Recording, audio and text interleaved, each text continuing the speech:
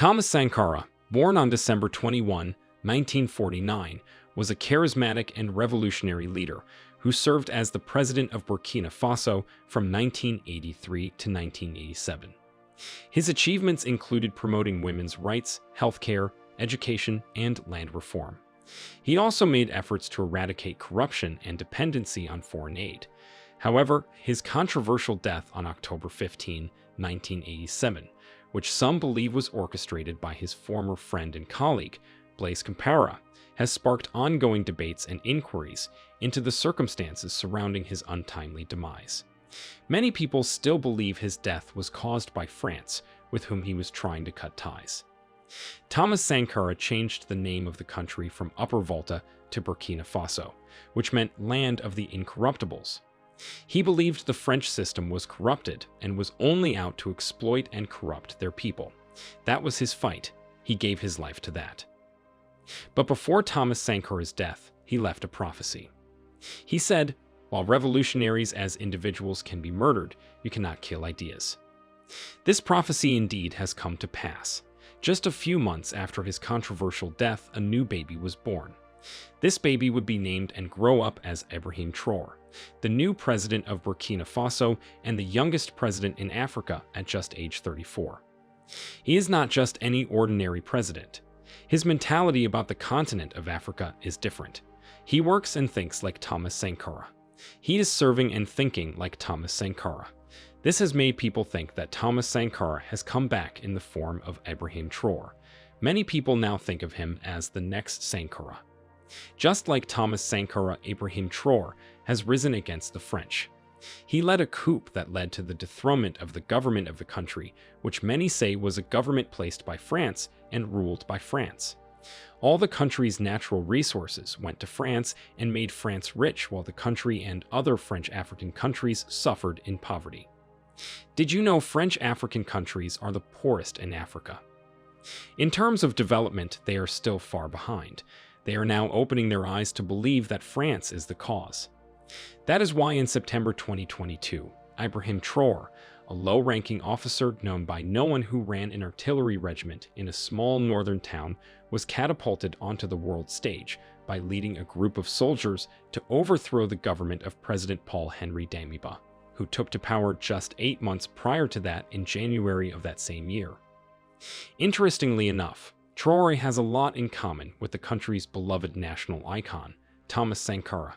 They're both captains, they both seized power at the age of 34, and they both took down a military regime that had itself come to power just 8 months prior. It's almost like a story straight out of a Hollywood action film. But the reality is that Burkina Faso is at a critical crossroads, and Traore's leadership will undoubtedly shape the country's future and that of Africa. If you are still watching this video, it means you love it. Why not take out a second and hit the like button? Have you done that? Let's move on. Ibrahim Traore believes the virus that is killing Burkina Faso is France, and just as Thomas Sankara tried to cut France off, he too has already started doing that and has taken steps to end that by signing business and military deals with Russia, who seem to also have interest in the region and other African countries. Recently, Russian President Vladimir Putin organized a summit in St. Petersburg, Russia, and invited many African countries, especially African countries who were under the influence of France. They all turned up in their numbers, and the summit took the world by storm as young Ibrahim Traore gave the most powerful and controversial speech about how colonial masters still have a grip on Africa. He also emphasized that it is the reason why Africa is still so poor, despite the fact that they have so many natural resources. He also said, "We are the forgotten people of the world, and we are here now to talk about the future of our countries, about how things will be tomorrow in the world that we are seeking to build, and in which there will be no interference in our internal affairs."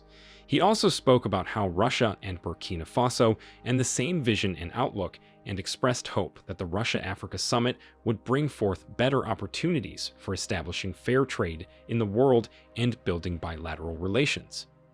The main powerful part of his speech was when he said, and I quote, "Why does resource-rich Africa remain the poorest region of the world?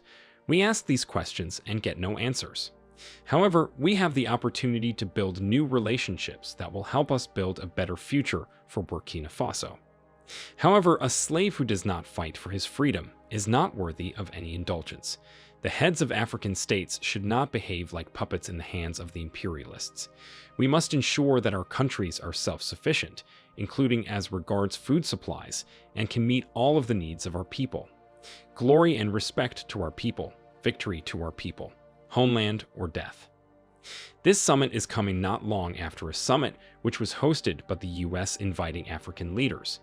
African leaders turned up, but it never ended well as all African countries never agreed to the propositions of the US. Just a few days ago, Ibrahim Traore also warned France and the US that if the US and France threaten to attack Niger's new military leader, they will consider it as an attack on them too.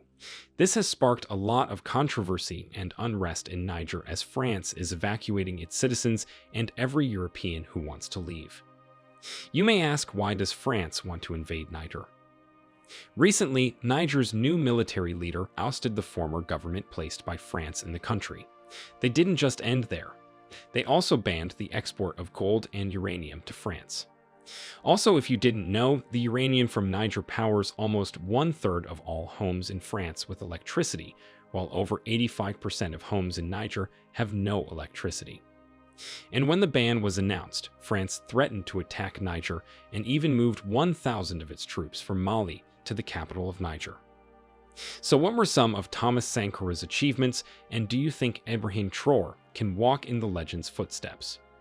First off, let's talk about Sankara's commitment to gender equality. He was a trailblazer when it came to women's rights, and he made sure that women had access to education and healthcare. He also appointed women to top government positions, breaking down barriers and paving the way for future generations. But that's not all. Sankara was also an environmentalist way ahead of his time. He understood the importance of sustainable development and took steps to protect Burkina Faso's natural resources. He launched a massive reforestation campaign, banned plastic bags, and encouraged the use of bicycles instead of cars. And let's not forget about Sankara's dedication to his people. He was a true champion of the poor, and he worked tirelessly to improve their lives. He implemented policies to reduce poverty, increase employment, and provide access to healthcare and education for all. Sadly, Sankara's time in office was cut short when he was assassinated in 1987, but his legacy lives on, and he continues to inspire people around the world to fight for justice and equality. So there you have it, a snapshot of the incredible achievements of Thomas Sankara. If you want to learn more about this amazing leader, be sure to hit that subscribe button for more daily videos. What do you think of Ibrahim Traore? Do you think he will fulfill Thomas Sankara's legacy? Let us know your thoughts in the comment section below. Until then, see you in the next video.